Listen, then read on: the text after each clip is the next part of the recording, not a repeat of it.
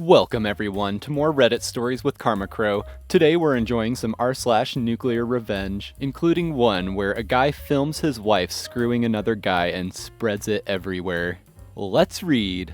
Porno divorce. So this little story begins with me and my wife happily married. We had two wonderful daughters, 13 and 10, and a pretty healthy relationship, or so I thought. Anyways, at some point things started to appear off. She got very clingy to her phone all of a sudden, made sure to delete the saved passwords feature on our common PC, stated having phone calls that suddenly ended when I came into the house or room. You can probably guess what it was. Now, having 15 years of marriage behind us, I was hoping it wasn't what it obviously seemed to be. So one day, when she told me she was going to spend some time with the girls, I decided to follow her. Sure enough, I find her driving to a hotel to meet with, let's call him Penis. To say it was a gut punch was an understatement. I literally cried for an hour straight. After I was done with my self-wallowing phase, I decided the best course was getting even.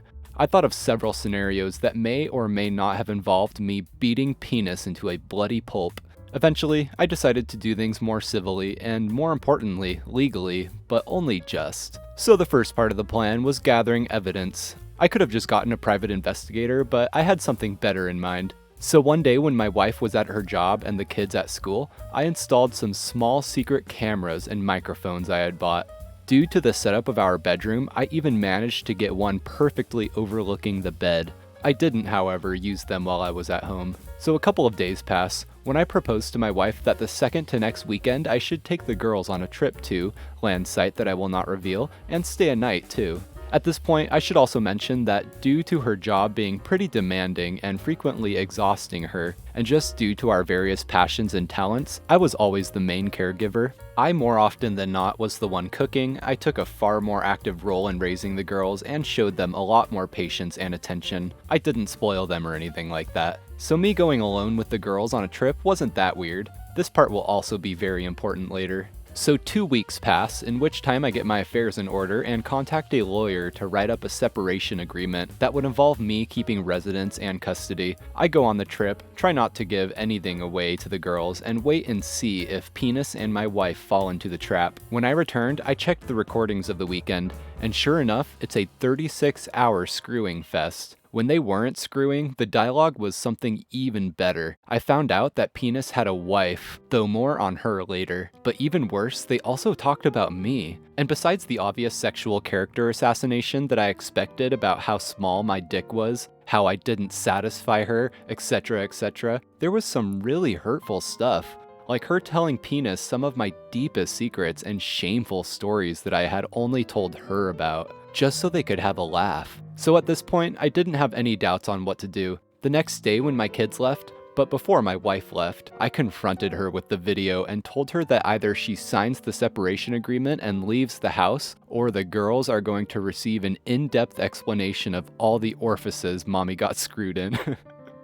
I wasn't gonna do that, just to be clear. I love my daughters too much, but I put the threat there and she was too emotional to realize my bluff. She went through all the stages, denying everything, trying to bargain, threatening me, and getting angry. I let it go through all that stuff. Eventually, she signed the paper and she departed that very evening after she told her goodbyes to the girls. I didn't show or tell the girls anything graphic. I was always very honest with them, which is another reason why I was always the favorite parent. So I just said that mommy had been unfaithful. The younger took some time figuring it out, but that was made up by my older getting mightily upset. She had just gotten her first boyfriend, as I'm not sure the term really applies at that age, but she knew enough of the world to get pissed off big time. This would be important at a would-be custody battle. As though she did for the moment agree to give over custody, I feared, and I was right to fear, that she would try and fight me for the kids. What I didn't expect was for her to use her visitation rights to talk crap about me. Basically, she started telling my younger about how it was all my fault for not forgiving her. Her lawyer even started demanding she receive custody. There was no way for her to receive money or the house, as she was caught cheating, and in my state, that means quite a lot in divorce proceedings. So I finally activated my nuclear revenge plan. Enter trip to South Carolina.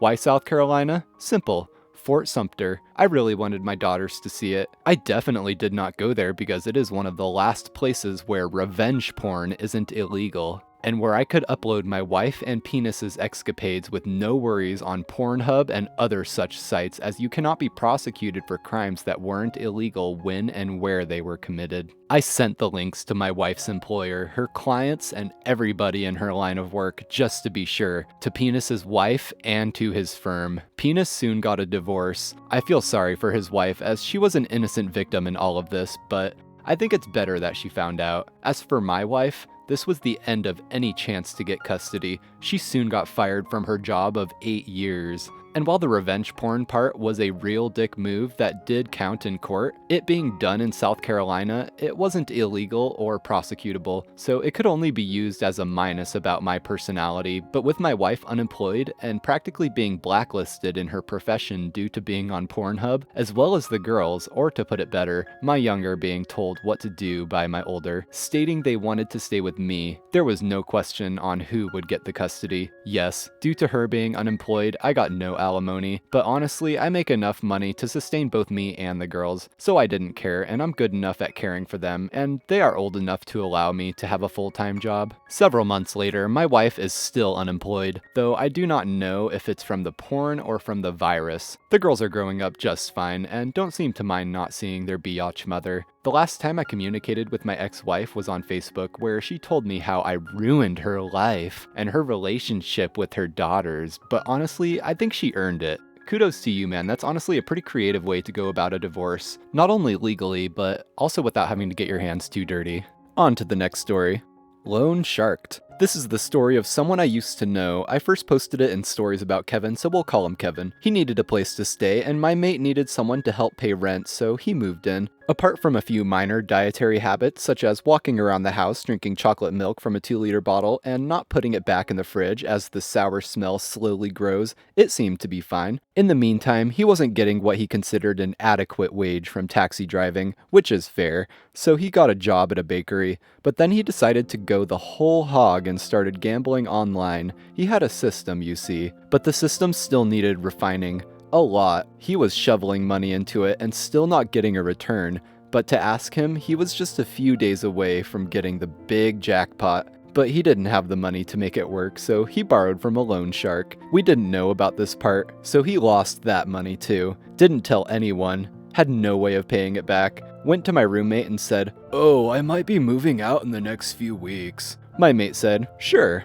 It wasn't a big deal, and he figured he'd be able to just tighten his belt a little. The next morning, after my mate went to work, Kevin went around to the power and phone companies and had everything cut off, and got the bond for each of them back. Then he grabbed his pre-packed bags and vanished down south. I'm guessing he'd been getting "where's my money" from the loan shark. My mate gets home, everything's turned off. Everything in the fridge is either spoiled or well on the way there. He has to run around, get everything reconnected, restock the fridge, and cover rent that month.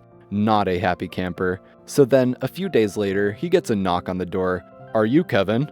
These are big guys wearing white shirts with ties. Very polite, but they're ripped as heck, and he can see the tats through the white material. He's fully aware of who and what they are, and he's able to start making a guess as to why they're there. He invites them in, proves that he's not Kevin, then shows them documentation of what Kevin pulled on him.